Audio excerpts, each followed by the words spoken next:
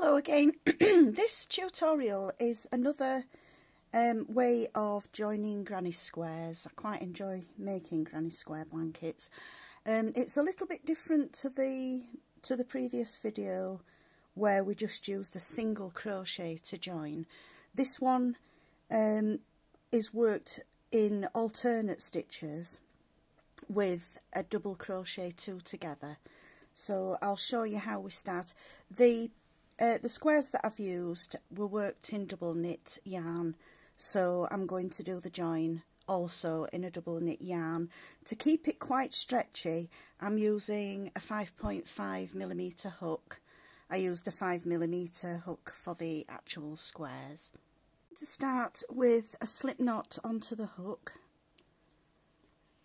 to secure, and I'm going to start in the corner chain space of the square, and I'm going to start with a standing double crochet. So if you're not familiar with that, I'll show you how to do that.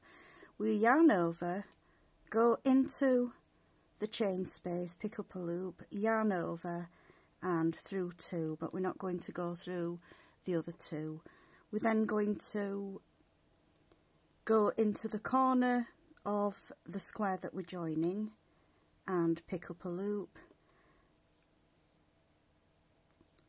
Sorry, we'll go yarn over first. Yarn over into the corner chain space, yarn over through two. That's going to leave 3 loops on the hook. We're just going to then yarn over and go through all 3 at the same time. Just another point, we've got the right side of the squares upright, so we're actually working on the right side rather than the wrong sides. So we're now going to skip the next stitch and we're going to work into the one after. So we're going to skip this first one into the next stitch, yarn over, pick up a loop, yarn over through 2. We're then going to skip the first stitch on the square that we're joining and we're going to work into this one here. So again, yarn over into that stitch, pick up a loop, yarn over through 2, and then we'll yarn over and go through all 3 stitches at the same time. Yarn over, skip the next stitch, go into the following stitch, pick up a loop, yarn over through 2. Yarn over, we're going to skip this next stitch and work into the following stitch, yarn over, pick up a loop, yarn over through 2, and then yarn over and through all 3 together. And you can see the join is forming where we've got a little bit of a space in between, so it's giving a lattice type of join to the stitches. So I'll do a few more just so that you're familiar with the join. So yarn over, we skip the next stitch into the following stitch, pick up a loop, yarn over and through 2, yarn over, skip the next stitch into the following stitch, yarn over through 2, and then yarn over and through all 3. And just carry on in that same way all the way along. Skip one, do the half of a double, yarn over, we're going to skip that next one, work into this one, yarn over through 2, and then yarn over and through all 3. Excuse me, I'll carry on all the way to the end just so that you can see how the stitch works and really how easy it is to do this particular join. As long as you skip a stitch in between each one, and then we in effect working 2 doubles together, skipping a stitch in between each one, and then through all 3.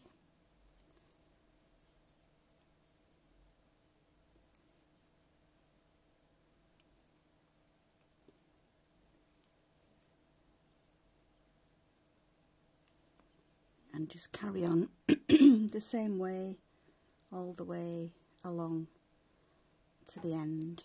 When you reach the other side, you will work into the corner chain space on each of the squares that you're joining. These squares are quite big that I've worked, so obviously if you've made smaller squares you'll probably be at the end of yours already.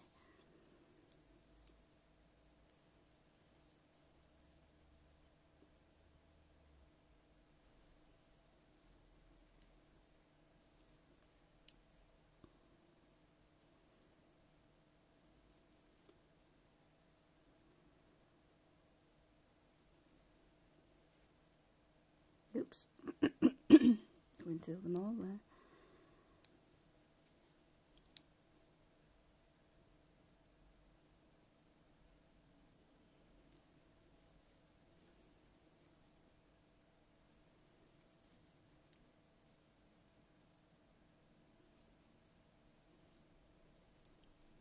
You will need to be sure that you've made the same amount of stitches on the squares. The squares that I've done are identical ones, so I would have the same number of stitches on this final row of the square.